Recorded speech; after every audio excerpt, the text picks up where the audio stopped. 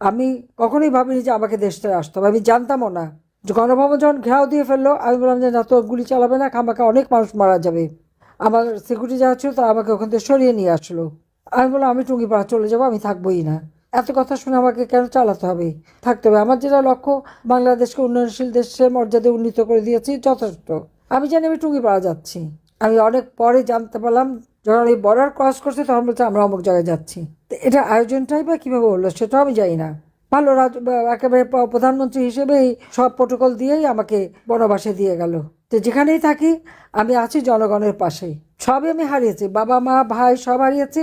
আর এবার তো ঘর বাড়ি যা কিছু ছিল স্মৃতিচিহ্ন, বঙ্গবন্ধুর স্মৃতি জাদুঘর থেকে শুরু করে সবই লুটপাট আগুন দিয়ে পুড়ে শেষ করে দিয়েছে।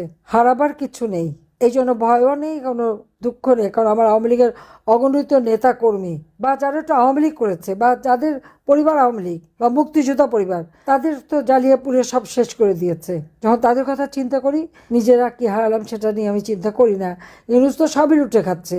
কিন্তু আজকে মানুষের যে কষ্ট, এই কষ্টটা সহ্য হয় না। যত তাড়াতাড়ি এই আপদ বিদায় হয় আর দেশটাকে আমরা মুক্ত করতে পারবো, ততই মানুষের শান্তি। কাজে এই ঐক্যবদ্ধ হয়ে নামলে যার যার স্থান থেকে জনমত সৃষ্টি করা এবং দেশটাকে যেন আবার ফিরিয়ে আনতে পারি, তার জন্য সবাইকে কাজ করতে হবে, গণতন্ত্র প্রতিষ্ঠা করতে হবে। আর এইভাবে ইলেকশন না, ইউনূসের দ্বারা কোনো ইলেকশন অবাধ নিরপেক্ষ হতে পারে না।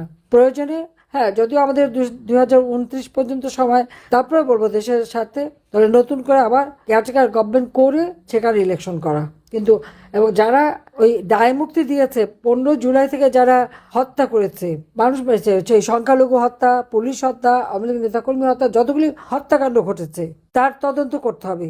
জাতিসংঘ যে ভুয়া রিপোর্ট দিল মানবাধিকার সংস্থা 1400, আমি তো 1400 মানুষকে হত্যা করিনি, একটা মানুষকে আমি হত্যা করিনি। এবং আমি জুডিশিয়াল এনকোয়ারি কমিশন গঠন করে দিয়েছিলাম, কেন তাকে কাজ করতে দেয়নি সে জবাবদিহি করতে হবে। আমি তো বলবো যে আন্তর্জাতিকভাবে তদন্ত কমিশন পাঠিয়ে এখানে তদন্ত করা হোক, যে এই হত্যাকাণ্ডগুলি কিভাবে হয়েছে, কার দ্বারা হয়েছে, বা 7.62 বুলেট কে আনলো, কে এই অস্ত্রের ব্যবসা করে। আমি যদি বলি ইউনূস নিজেই এই ব্যবসার সাথে জড়িত, অস্বীকার করতে পারবে? নইলে এত টাকার মালিক হলো কোত্থেকে, সেটাও তো প্রশ্ন। কাজে সকলকে ঐক্যবদ্ধ এখন নামার সময়। আর এই নির্বাচনে আমাদের কারো ভোট দিতে যাওয়ার দরকার নাই, কারণ ভোট লাগবে না, তো তার আগে ইলেকশন করে ফেলবে। আর যেখানে যদি এরকম বেশি চাপ প্রয়োগ করে, তো বিএনপি জামাত যেন ভোটটা না পায়, এটা দেখতে হবে। তাদেরকে ভোট দেওয়ার কোনো, তাদের ভোট পাওয়ার কোনো অধিকার নাই। এনসিপি বিএনপি জামাত একই বৃন্তে মানে ফুল, তাদের মধ্যে কোনো তফাৎ নেই, সবই জঙ্গি, সন্ত্রাসী, দুর্নীতিবাজ। মানে 10 মাসের থেকে তো আমরা হিসাব দিচ্ছি, হাজার হাজার কোটি টাকার মালিক হয়ে গেছে সব।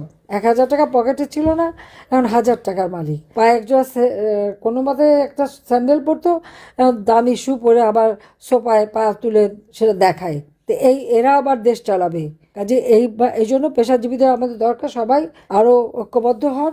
আমি বিশ্বাস করি যে ঐক্যবদ্ধ জনতার কাছে যে কোনো শক্তি পরাজিত হতে বাধ্য। তো সবাইকে ধন্যবাদ।